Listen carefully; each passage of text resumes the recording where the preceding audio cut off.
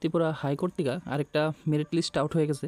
তো দেখো ত্রিপুরা হাইকোর্ট যে কত কম সময়ের ব্যবধানে তারা এক্সাম নিয়ে নিল, ভাইভাও নিয়ে নিল, ফর্ম ফিল আপের থেকে শুরু করে একদম ওভারঅল সব প্রসেস জাস্ট নভেম্বর 2024 নভেম্বরে তার এক্সামটা হয়েছিল।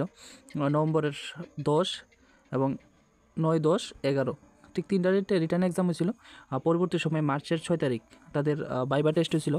তো মোটামুটি এই 4 মাস মধ্যে তারা এই প্রসেসটি সম্পূর্ণ কমপ্লিট করে নিছে এবং তারা ফাইনাল যে মেরিট লিস্টের তালিকা মানে যাকে জব পাইব সেই নামের তালিকা কিন্তু অলরেডি পাবলিশ হয়েছে। এখানে টোটাল 14 জনের নাম এখানে দেওয়া হয়েছে ত্রিপুরা হাইকোর্টের মাধ্যমে। দেখো এখানে একটু দেখাই দিই।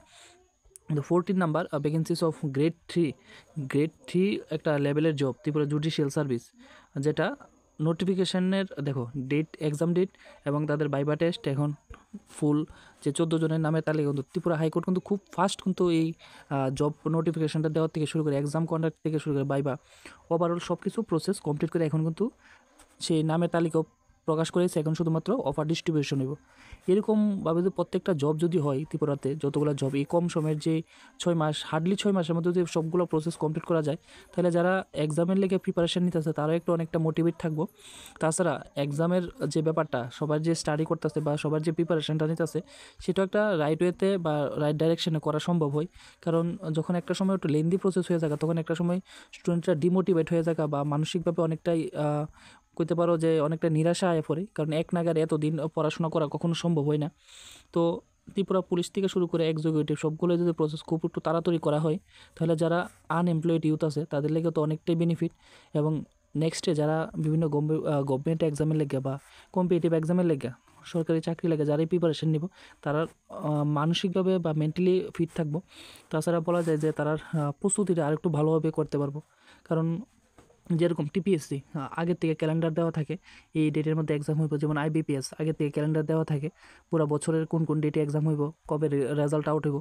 এরকম যদি ত্রিপুরার মধ্যে সবগুলো এক্সাম যদি এরকম কন্ডাক্ট করা হয় তাইলে কী হইব যে ক্যান্ডিডেটরা একটা মোটিভেশন থাকবো, মোটিভেট থাকবো যে না আমাদেরও সেইভাবে পড়াশোনা করতে এবং টার্গেট ওয়াইজ পড়াশোনা করতে পারবো। যেরকম টিপিএসসি প্রত্যেক বছর ক্যালেন্ডার তারা রিলিজ করে। তো এরকম যদি প্রত্যেকটা জবের ক্ষেত্রে আগের থেকে যদি ক্যালেন্ডার দেওয়া থাকে যে এই ডেটে প্রিলিমস হইব, এই ডেটে মেন্স হইব, এই ডেটে ভাইভা হইব, টেন্টেটিভ একটা ডেট থাকলে বা ভ্যাকেন্সি কম হোক, আমার কথা হচ্ছে ভ্যাকেন্সি যদি 100 নেওয়ার থাকে সেখানে যদি 50 করেও নেয় প্রত্যেক ইয়ারে, 2 ইয়ারে যদি 100ও নেয়, তারপরও আগে থেকে যদি একটা ক্যালেন্ডার থাকে যে এই ডেটে প্রিলিমস হইব, এই ডেটে মেন্স হইব বা এখানে লেখাপরীক্ষা হইব, এই ডেটে ভাইভা হইব, তাইলে কী হইব স্টুডেন্ট একটা ডাইরেকশন থাকে বা পড়ার লাগে তারা অনেকটা মোটিভেট থাকে। কারণ কম্পিটিটিভ এক্সামের যে পড়াশোনাটা খুবই ডিফিকাল্ট, অনেকটা পরিশ্রমের দরকার আর একাগ্রতা দরকার। কারণ একসঙ্গে 3 বছর 4 বছর একটা ক্যান্ডিডেট যদি কম্পিটিটিভ এক্সামের লেগে প্রিপারেশন নিতে দেওয়া দেয় তাহলে তো তার লাইফ কীভাবে দাঁড় করাইব। তো এটা আমাদের একটু সবাই একটু ভাবা দরকার। যত কম সময়ের মধ্যে এক্সামগুলো কন্ডাক্ট করে রেজাল্ট পাবলিশ করা যায় ততটাই ভালো, বিশেষ করে যারা আনএমপ্লয়মেন্ট ইউথ আছে তাদের ক্ষেত্রে বিশেষ করে।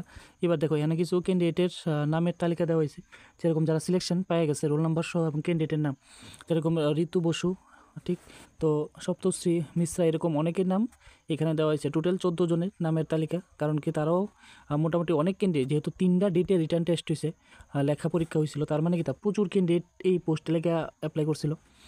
ঠিক আর ভাইভাটা হয়েছিল মার্চের 6 তারিখ। তো মানে কত কম সময়ের মধ্যে এই প্রসেসটা সম্পূর্ণ হয়ে গেছে। তো দেখাইব আরেকটা ভিডিওতে, তো অবশ্যই ভিডিওটা শেয়ার করো।